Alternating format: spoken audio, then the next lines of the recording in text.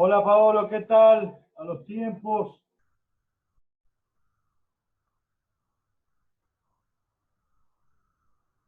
¿Sí me escuchas? Hola,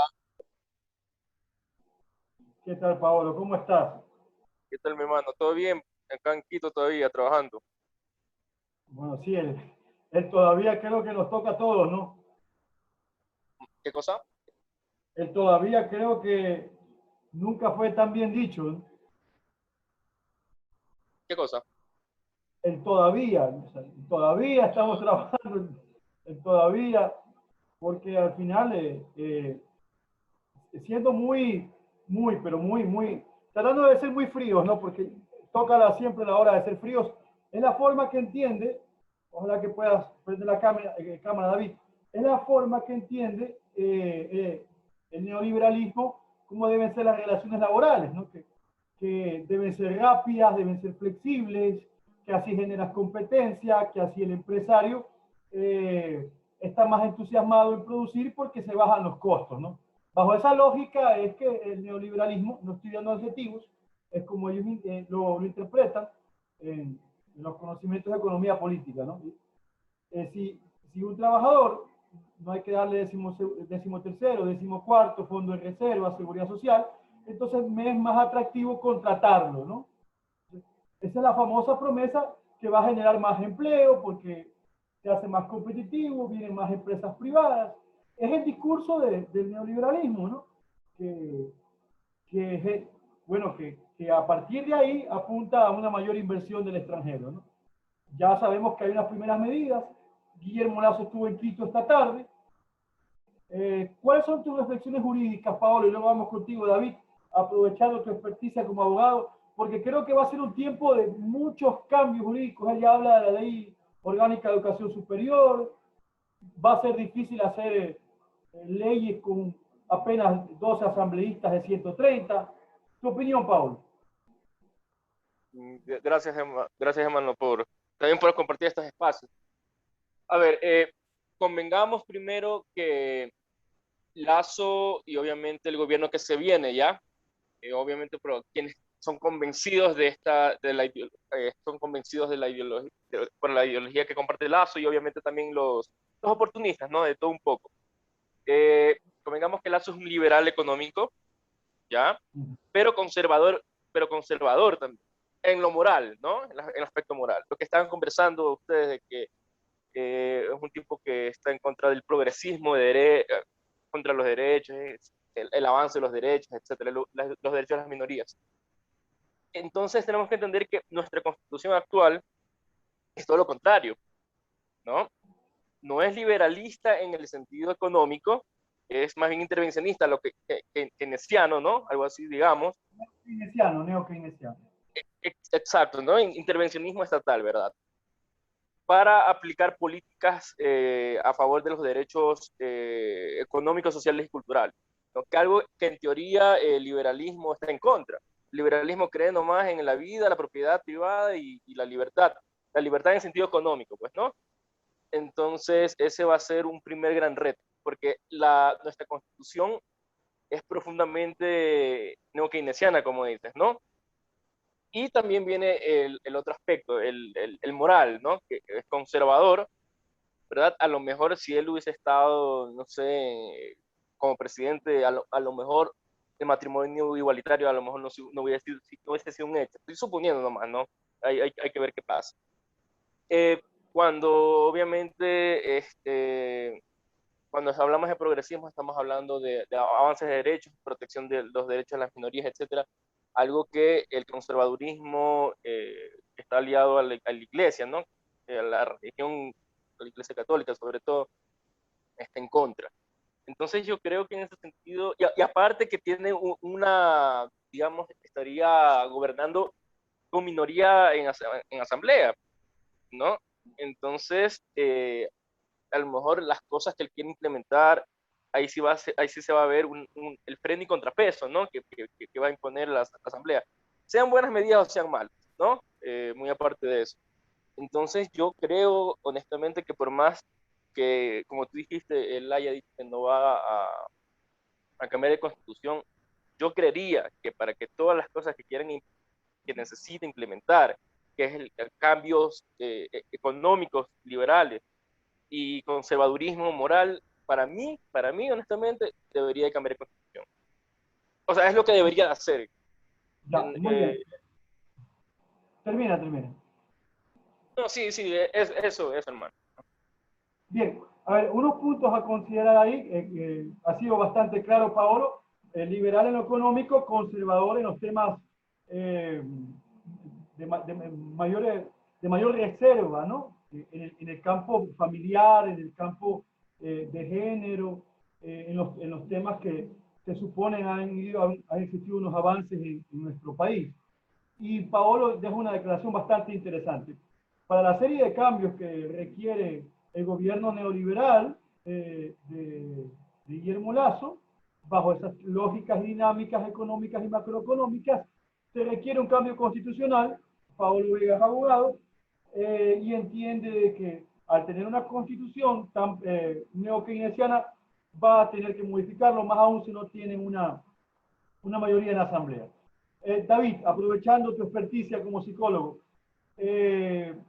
¿cómo entender 2 millones de personas votando nulo?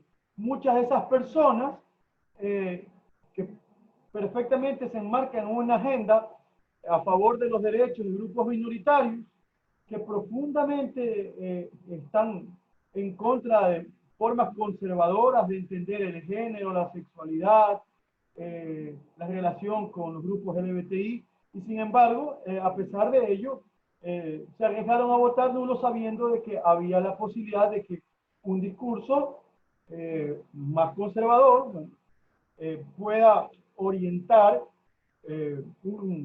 una regresión en derechos. ¿Cómo entender que un grupo que sabe perfectamente que este grupo de acá es completamente conservador en lo moral, va a imponer una agenda porque ganó, está validado por los votos, completamente contraria a la agenda de estos grupos? David, ¿cómo entender eso? Bueno, hola, ¿qué tal? Tomás y Pablo, un gusto. A ver, antes de eso quería decir algo de lo que dijo Pablo, que tiene razón en todo lo que dijo, pero también digo yo que, no sé, eso también es una pregunta, porque los derechos, una vez ya son otorgados, no te los pueden quitar, es decir, no puedes retroceder. Él me responderá ya más tardecito, ¿no? A menos que sea obviamente una tiranía que obviamente ponga todo bajo su poder, ¿no? Pero entiendo que es así. Pero bueno, esa es una pregunta que tengo. Entonces, en ese sentido, no sé qué tanto Lazo podrá retroceder en ese sentido. Esa es una pregunta más que tengo. Ahora, respondo. Lastimosamente para ti, Tomás, yo fui una de esas personas que también votó nulo. Pero eh, te voy a explicar un poco de por qué yo voté nulo y un poco por qué el macro. Yo creo que se entiende el por qué también votaron nulo, aunque votaran por alguien que esté contra todo su ideología, ¿no? Su ideología política, su ideología económica, su ideología histórica y cultural. Eh, yo voté nulo porque yo en lo personal estoy muy cansado de los dos lados que siempre han venido haciendo lo mismo, me explico. Entonces, para mí ya era un cansancio de ver cualquiera de los dos lados, perdón, haciendo lo mismo. Y peor aún con el continuismo del correísmo, ¿no? Que ya tuvimos la mala experiencia con Lenin. Hago una pausa ahí. Entonces, ¿De verdad ¿ya? crees que, una pausa para que sigas? Es que lo de la palabra continuismo, ¿consideras que a partir de todos los cambios, leyes y planteamientos macroeconómicos de Lenín Moreno se puede considerar un continuismo de los 10 años de pluralismo? ¿De verdad? No, para nada, no, no, no. Me refiero a que igual la idea de mala, ojo, por supuesto, gracias por la aclaración, porque se puede entender mal. Eh, pero hay una idea social en el imaginario de que Correa lo puso y que Correa es el responsable, ¿no? Hablo de esa idea imaginaria social, por eso le digo 14, aunque no sea así. Muy, muy buena la aclaración. Entonces, se entiende socialmente que esto sigue, que esto es lo mismo y todas las barbaridades que han pasado, etcétera, etcétera, etcétera. Y yo creo que la gente, ahora sí hablando de lo social, también está cansada de esto. Está muy cansada de esto. Y prefirieron dejar, yo no sé si ponerle un adjetivo perdón, un verbo, un accionar de abandono, porque no sé hasta qué punto ese nulo es ideológico, en el sentido que fue impuesto y no fue verdaderamente pensado por estos grupos. Porque muchas personas están indecisas, para ser sincero. Yo no creo que muchos de los nulos hayan sido con la convicción que yo te podría decir, de mi nulo.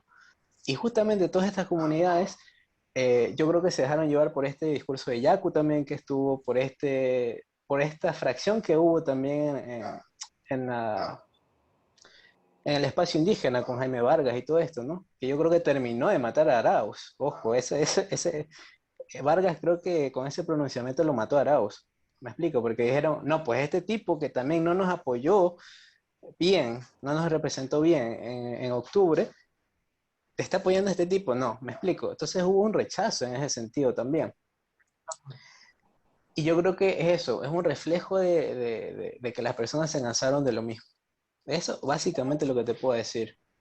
Haciendo un análisis de lo indicado por David, David indica que el nulo hoy más que nunca es un voto ideológico. Es muy fuerte, David, por experiencia, estamos hablando de un aumento de más de 300% del nulo. Ojo con este dato, Lazo tuvo menos votos ahora, 4.500.000, que en el 2017 que tuvo 4.800.000. Es el nulo el que crece de 500.000 a 1.800.000 y contando, y contando. Entonces, es bastante interesante. David Vélez indica que hoy más que nunca el voto nulo es un voto ideológico, un voto de cansancio, un voto de deslegitimar todo lo que tenía como propuesta en el espacio neoliberal de Guillermo Lazo, en el espacio neokeynesiano de Andrés Arauz. Anabela, buenas noches. Anabela, la pregunta que justamente también estábamos estableciendo en nuestro grupo. Anabela, yo considero, y también otras personas que estábamos hablando en la tarde del día de hoy, que este triunfo demostró que por ahora en Ecuador fue más la maquinaria mediática que la maquinaria de redes sociales, porque en redes sociales había un espacio completamente fuerte de apoyo o de equilibrio entre las dos candidaturas, no así en el espacio mediático. En el espacio mediático había un impulso a la candidatura de Guillermo Lazo. Esto nos demuestra como sociedad de que todavía es una sociedad mucho más llamada a los discursos mediáticos que los discursos de redes sociales, Anabela. Buenas noches con todos y todas. Eh, yo diría que es curioso porque ciertamente no hay muchas personas que todavía consumen todas estas medios formales, pero la información de los medios formales termina también yéndose a las redes. Entonces, las redes lo que hace es replicar constantemente todo tipo de información que puede llegar a diferentes tipos de círculos, y lo curioso está en que las redes sociales nos encasillan, porque tienen un algoritmo que nos llevan a consumir solo lo que nosotros queremos consumir. Entonces, si yo por un momento tuve la tendencia de, no voy a salir a esa tendencia, no voy a buscar algo diferente, no voy a generar un criterio crítico, porque ciertamente el medio me sigue, tanto el mediático como el que está en mi celular, me llena y me llena y me llena de lo que yo quiero escuchar y lo que me hace sentir bien, para disminuir mi ansiedad actual, que es lo que el medio romantiza, ¿no? El hecho de que entonces estate tranquilo, estate bien, porque esto es lo seguro que tú tienes. Entonces, realmente es una situación que podía tanto jugar a favor como en contra. Y el asunto de que haya sido una campaña que también manejó mucho mejor los memes, por ejemplo, en el caso de Lazo, Andrés, no mientas otra vez, que es una frase que ya la tenía en mi cabeza y la detestaba, por todo también lo que traía, pero que vendía y vendía demasiado, y lo supieron hacer, y el mismo director de campaña por parte de Lazo actual, que primero fue de Herbas, que vimos que arrasó totalmente en medios digitales, y que luego empezó a trabajar con eso, pues ahí estaba, su trabajo estaba ahí. El hecho de que justamente estaba llamando la atención de toda la gente y replicando, y llegaban a personas que eran partidarias de Araujo y se ponían a pensar, sí, Andrés, no mientas otra vez, aunque él haya tenido control del debate en muchos de los puntos, no en todos, obviamente, pero lo que quedó fue la frasecita. Entonces, es un arma de doble filo, sumamente un arma de doble filo, y es más de doble filo porque es la que más se consume. Entonces, puede ser que ya no haya dominio del medio formal, pero el medio digital es una cárcel para cualquiera. Genial, Anabela, muchísimas gracias. Haciendo un resumen de lo dicho por Anabela, indica que tiene que ver un poco con los algoritmos, lo que queremos ver, lo que queremos escuchar, que Anabela todavía considera que es válido la construcción mediática, pero no deja de mencionar lo importante que fue la lucha digital, y que fue una lucha bastante importante. Eduarda, buenas noches. Eduarda, siempre se habló que el voto vergonzoso era el voto del correísmo, que alguien se avergonzaba de decir que iba a votar por Andrés Arauz, pero por las propias encuestas pareciera que fue del otro lado, que las personas que escondían por quién iban a votar eran las personas que no querían decir que iban a votar por Lazo y votaron por Lazo. ¿Qué lectura le haces a eso, Eduardo? Hola, hola a todas, todos. Creo que aquí tiene que ver muchas cosas. Yo coincido mucho con lo que dice Anabela, que es que el cambio que tuvo de la campaña de Lazo de la primera vuelta para la segunda vuelta le dio absolutamente la ventaja. Creo que influyó mucho la campaña en redes sociales tapiñada de progre. Creo que eso le favoreció bastante. Obviamente, por ejemplo, todos los votos jóvenes que se fueron para Herbas terminaron yéndose para Guillermo Lazo también por el tema de TikTok y cómo consiguió 7 millones de vistas y de seguidores en 2 días. Entonces, creo que muchos terminaron votando por Lazo porque, como dijo una profe, ganó la clase aspiracional. Entonces, todo este discurso de emprender, de facilidad de préstamos, de puedes estudiar lo que tú quieras. Claro, nunca se dice cómo se va a manejar las universidades, pero te dijo que puedes estudiar lo que tú querías sin que el gobierno te restrinja los cupos. Te digo, hablo de ir al extranjero, pero no hablo de becas, hablo de préstamos. Pero todas estas como falacias, pero son afirmaciones muy grandes e impactantes para la persona que quiere, entre comillas, progresar. Si a ti te dicen es la misma demagogia, ultra neoliberalismo feminismo, entonces creo que por eso terminó los votos de casi todos los jóvenes, um, y de la gente que también había ido por Yaku. También influyó mucho la cantidad de líderes pro derechos que terminaron haciéndole tanta campaña y con esta idea de que va a ser más fácil oponerse en este gobierno. Creo que eso también termina haciendo que mucha gente al final vote por Bien. eso. Eduardo ha hecho un análisis de cómo se construyó también discurso mediático, TikTok y espacios que sin duda alguna influenciaron muchísimo en la construcción simbólica del pensamiento en jóvenes, y eso fue significativo. Eduardo, tengo una pregunta, pero es que luego se me va a esta que creo que también es importante, y es con la frontalidad que siempre nos hemos hablado acá todos y todas, y a pesar de eso seguimos viendo a los ojos como debe ser. Mi pregunta, Eduardo, y bueno, también Anabela, que tú permanentemente has indicado tu postura a favor de los derechos. ¿Cuándo el feminismo clásico, el feminismo histórico que ustedes defienden, por fin va a denunciar al feminismo neoliberal de forma contundente y definitiva, que todavía no se ve? Una pregunta para las dos. Yo creo que tiene que ver mucho, porque yo creo que sí, a ver, es que las redes sociales son una burbuja. Entonces, por ejemplo, en mi Twitter, que sabemos que las redes sociales no son la vida real y mucho menos el país, sí se denuncia bastante y hay bastante crítica contra, por ejemplo, Silvia Buendía y estas exponentes del feminismo liberal. Pero ¿cuál es el problema, creo yo? Que las feministas liberales tienen un acceso mucho más fácil al poder y al liderazgo mediático.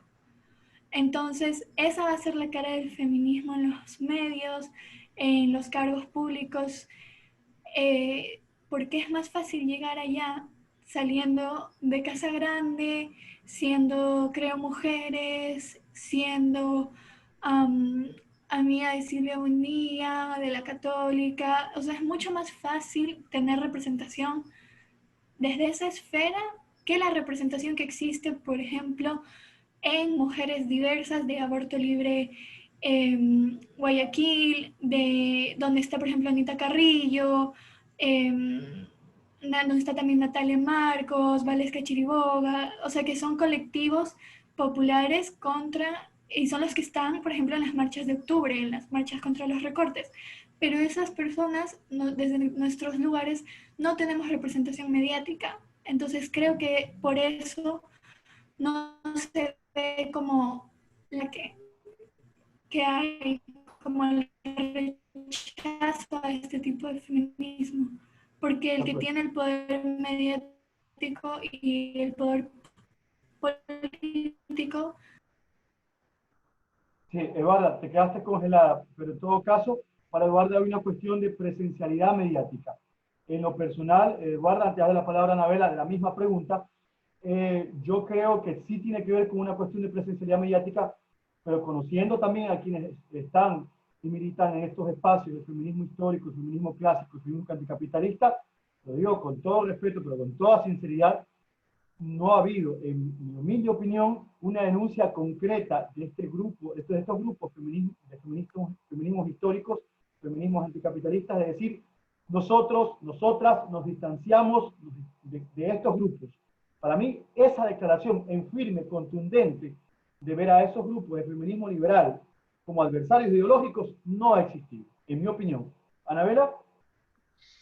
Yo considero que frente a esa división actual y el hecho de no trabajar netamente con esta acción política, se debe a dos cosas: la satanización que existe detrás de una ideología y el hecho de la comodidad frente a las posturas o principios que yo puedo llegar a tener y exponer al resto.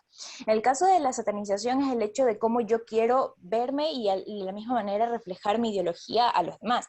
Colocar a alguien actualmente como izquierda sigue siendo un estigma. Entonces colocar a un grupo dentro de una sociedad que ya no quiere ser de izquierda, que es un poco creo lo que está mencionando David, porque la izquierda es Rafael Correa, porque la izquierda es socialismo del siglo XXI, porque la izquierda es esto, entonces es mejor me alejo de aquí porque voy a terminar mal, voy a terminar cara de borrego prácticamente.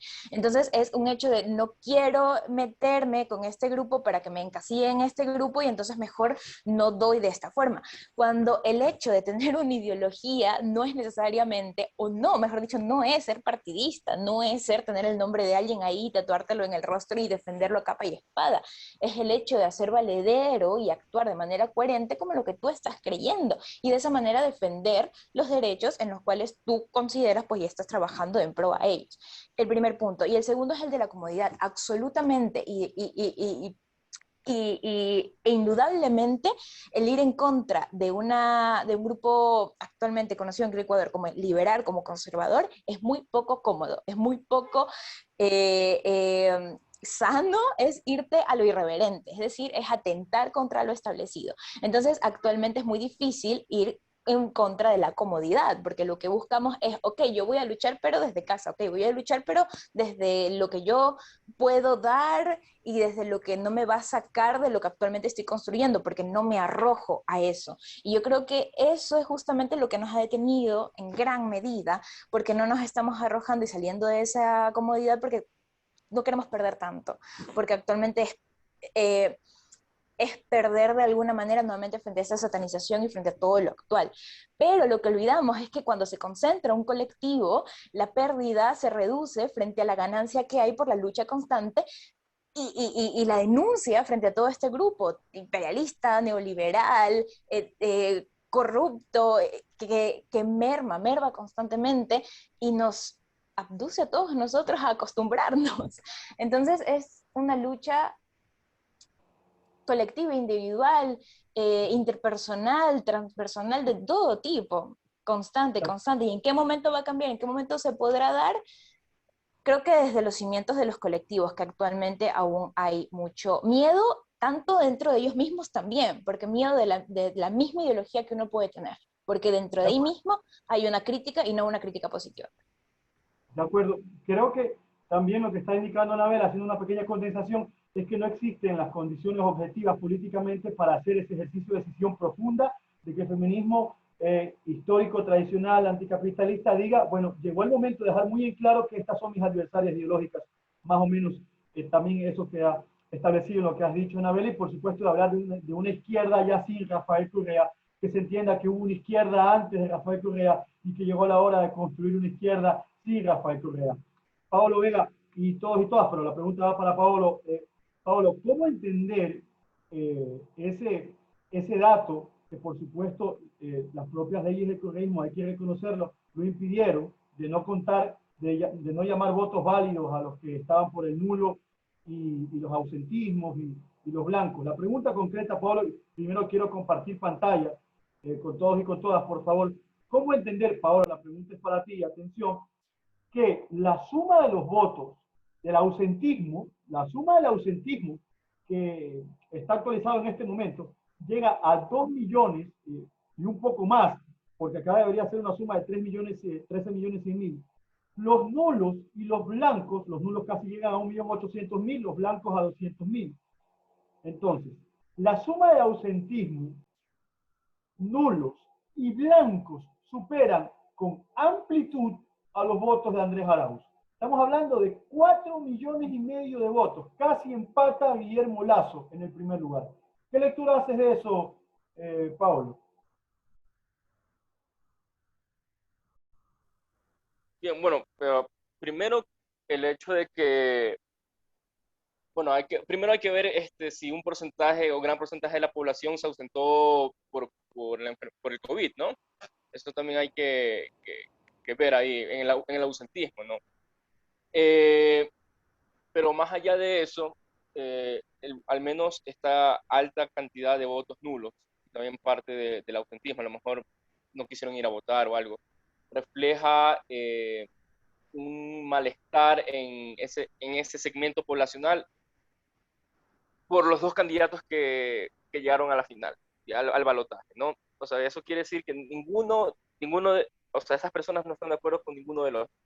Hay un rechazo total, hay un gran porcentaje poblacional que está en contra de ambos candidatos, no es ni el uno ni el otro, y eso sí, digamos, enflaquece un poco a la democracia, porque hay un gran segmento que no está de acuerdo con ninguno, y cuando entre a gobernar Guillermo Lasso va a tener bastante, digamos, una contramayoría, porque están obviamente los que votaron por Andrés Arauz, y se sumarían a eso al resto de personas que no votaron ni por el uno ni por el otro. Hubiese sido también al revés, si hubiese ganado Arauz, ¿no? Pero ya ahorita ya está, digamos, asumiendo el poder, o ya empezaría a asumir el poder Lasso, ¿no? Eso le complicaría bastante las cosas también, gobernar, gobernar con minoría prácticamente. Entonces ahí también se puede cuestionar la legitimidad del gobierno de Guillermo Lasso. Es decir, ha quedado presidente alguien que la mayoría no votó por él. ¿Sí? Sí, incluso, ojo que la crítica es más fuerte mía que la de Paolo, ¿no? Yo estoy indicando que incluso es más fuerte porque el candidato Andrés Arauz tiene que asumir que además de perder esta elección, la suma de ausentismo nulo y blanco lo supera. El 35% de las personas con derecho a voto de este país han votado por, por Guillermo Lasso. El 34% de las personas con derecho a voto a este país no han votado nulo o blanco. Y apenas el 31% de personas con derecho a voto a este país votaron por Andrés Arauz. Entonces, como bien indica Pablo, hay una fragmentación total. Entonces, un aporte de Eduarda porque ya le toca el turno a David. Escuchamos, Eduarda, la puntualización. Sí, creo que aparte de eso hay que entender que... Voy a apagar la cámara para que me escuchen mejor.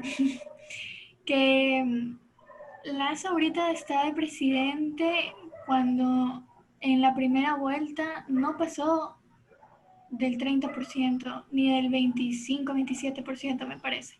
19.80. Ah, peor, ya no pasó ni del 20%. De votos válidos, 12% de votos totales.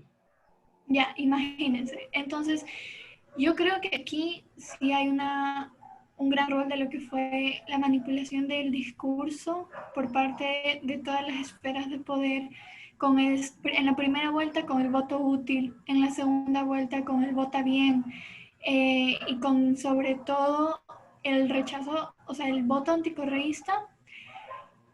Yo lo comprendo y me parece válido, pero el voto anticorreísta que se fue para Lasso me parece algo totalmente, no sé, o sea, no me cabe en la cabeza, pero es lo que pasó, creo que también con bastantes personas, precisamente con esta idea de el Lasso progre. Y claro, es un presidente que si está ahí es porque todo se acomodó y toda la gente se acomodó para que él llegue ahí, no porque realmente su candidatura le agradaba a la mayoría, o sea, creo que todo el mundo lo rechaza. De acuerdo, Eduardo. Bueno, vamos a hacer la pregunta a David. David, por favor, porque esta pregunta creo que es muy importante. ¿Qué hacemos con un país dividido en tres partes, casi iguales, David? Por favor, esta pregunta, como todas, creo que es fundamental y por supuesto la vas a poder desarrollar bien. Un 35% de personas que han dado su voto de confianza a las políticas neoliberales en lo económico, conservadores y en los temas de género y moral, porque en definitiva es así, lo ha indicado el propio Guillermo Lasso en sus primeros discursos. ¿Qué hacemos con ese otro más de un tercio de personas que no fueron a votar, votaron nulo, se ausentaron, que es un grupo importante, 34%, y un 31% de personas que todavía se sostienen y creen en las políticas neokeynesianas a la hora de hacer economía? ¿Qué hacemos con un país tan fragmentado, David? ¿Qué pregunta? Es difícil.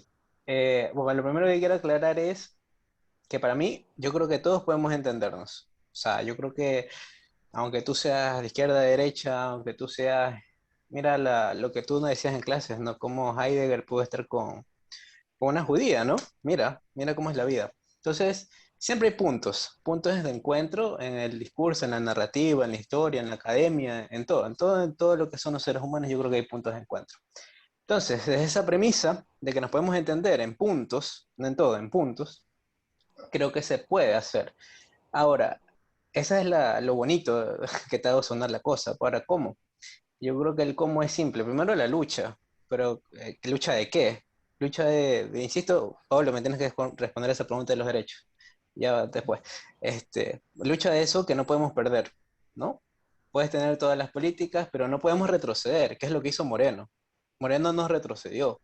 Listo, que te pudiste poner, hacer tu gobierno, amigarte con quien sea, listo, pero no nos hagas retroceder, ¿me explico? Eso es de gente mala, no puede haber eso. Tiene que haber una conciencia humana, una conciencia de clase, una conciencia académica, una conciencia Derecho.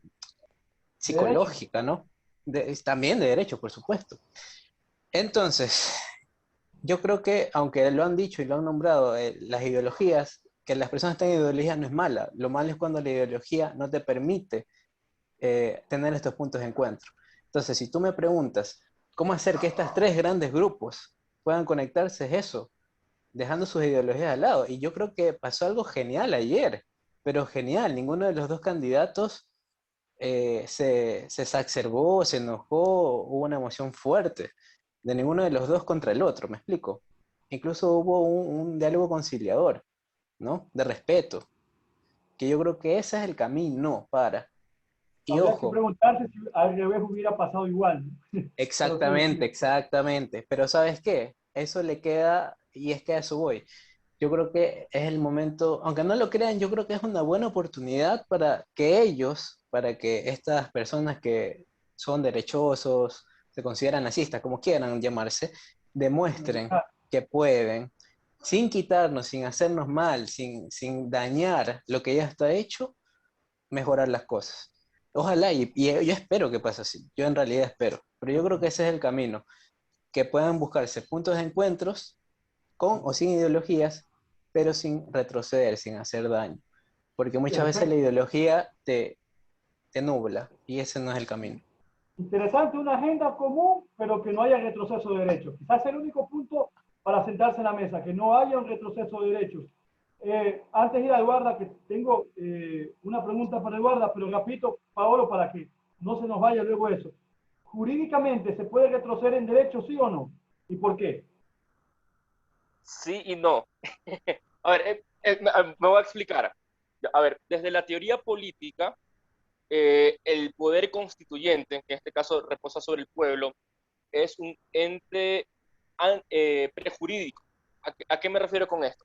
Que es el propio pueblo que se conforma a sí mismo y no tiene, digamos, normas previas que lo regulen. Más bien está para fundar, ¿verdad? En este caso, una nueva constitución, como diría Schmidt, o sea, poder fundacional, y también el hecho de poder dar disposiciones. Ahora, desde la teoría política, se supone que el poder constituyente es como un dios omnisciente, un omnipotente, es decir, que decide lo que quiere para su pueblo, ¿ya? Entonces, en ese sentido, no debería haber limitación, en teoría, ¿no? No debería haber limitaciones para progresar o retroceder en derecho, en teoría, ¿sí? No es invento mío por si acaso, ¿no? Eso ya Sayes, Rousseau, un poco, o sea, los franceses más que todo han desarrollado ese tema. Una Ahora, pausa, Paolo. Decía el escritor Henry Ibsen, la dictadura de las mayorías, entonces, ¿no? claro, o sea, hay justamente Luigi Ferrajoli, que es un jurista muy reconocido, diferencia la dictadura de las mayorías, que en este caso que las mayorías se impongan sobre derechos de minorías, y el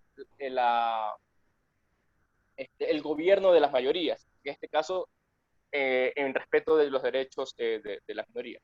Ahora, primero esa parte. Ahora viene una tensión, que es la segunda, que es lo que Norberto Bobbio denomina como el territorio inviolable. ¿Qué quiere decir esto? Que hay asuntos, que es lo que domina dentro de la democracia sustancial. Es decir, sobre qué temas el pueblo puede decidir y sobre qué temas no. ¿Sí? Entonces, Luigi Ferrajoli dice que hay sobre derechos fundamentales y protección de las minorías no pueden estar a la decisión de las mayorías. ¿Sí?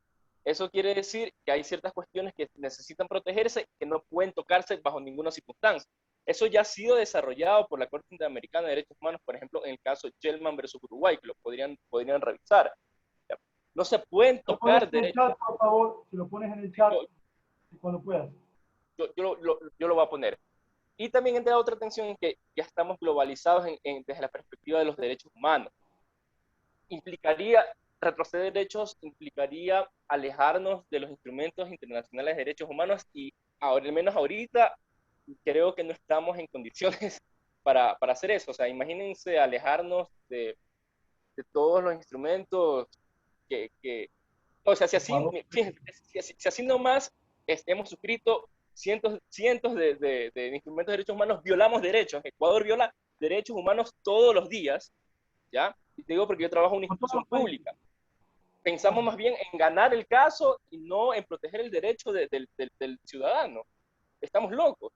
Entonces, justamente eso es lo que quería conversar. Hay una tensión, no te podía decir, ¿sabes qué? Sí, si no. Creería que no debería, pero a veces, bueno, aquí estamos ya adultos, somos maduros, ¿no? Lastimosamente, como decía Platón y Aristóteles, el pueblo es emocional, el pueblo es irracional a veces. Dura más Odiaban la la, política. odiaban, odiaban la democracia, ¿no? Justamente porque se dejaban llevar por la demagogia, decían. De acuerdo. Somos un pueblo mal educado políticamente, o sea, hay que decir la Muy bien. verdad, ¿no? Se nos está acabando el tiempo, pero quiero dejar a Eduardo, espero que nos estés escuchando. Eduarda, por favor, todos conectémonos de inmediato, pero ahí va la pregunta, Eduarda, para que la vayas pensando. Ya ganaron las elecciones el discurso, la propuesta neoliberal. Llega entonces el momento de que los medios de comunicación masivos dejen de ser el actor político tan importante que han sido y deleguen ese poder a la presidencia, que tiene el poder. Entonces la pregunta es, Eduarda, ¿podrá el neoliberalismo ya en el poder construir su plataforma ideológica para hacer escuela política y generar pensamiento neoliberal en jóvenes de una forma más contundente, dejando a un lado ya toda la fuerza mediática? Vamos a escuchar la respuesta de Eduarda de forma inmediata. Conectémonos de nuevo. Voy a parar, ¿sí? Gracias.